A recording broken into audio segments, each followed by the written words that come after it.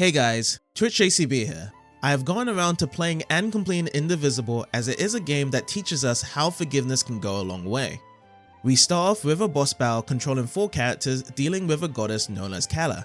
After sealing her away, the time goes 16 years later into the present as we are now in control of a girl named Ajna who goes out in the morning to train with her father Inda. However, unlike the other training sessions they've had before in the past, something terrible happens next as the villagers get burned down by soldiers and we run back to seeing our own father getting killed by a man named Dar. We try to get revenge for this, which later gets Dar trapped inside her head, and we go out on an adventure to find the leader who planned this whole attack. Our emotions are high up at this point as we go on and carry out our adventure.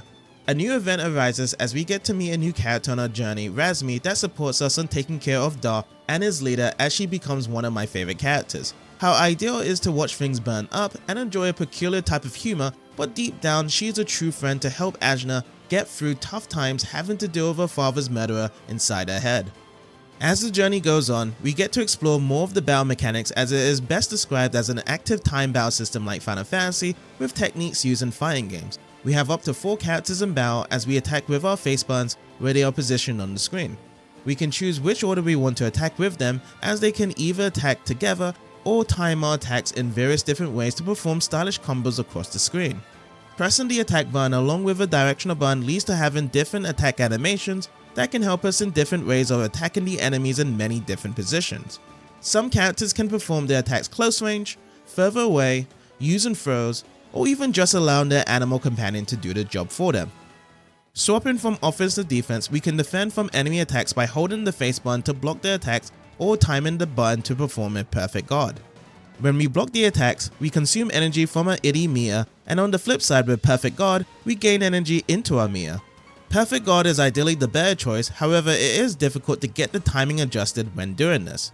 Some enemies can even perform grabs, as we would have to count the grab by timing our face button correctly once we see the first part of the grab animation on us. There are many different enemy animations that have different timing to their attacks, so we will need to learn each of them along the way. The id bar meter that builds up during the bout enables us to use special attacks with our characters. Once we fill it up to a certain level, we can hold down the trigger and press the face button to use it.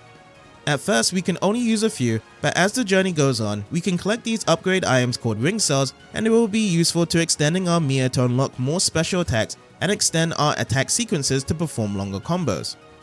When we are outside of the battle, we are in beautiful hand-drawn design hub worlds that we take control of Ajna in a 2D world. In towns we get to talk with NPCs to keep up with their daily lifestyle and progress through the story. In certain places during the journey, we have many different puzzle and platforming elements we need to go through, and we learn more abilities with Ajna from meeting new characters that can help us unlock our heroic form to progress on.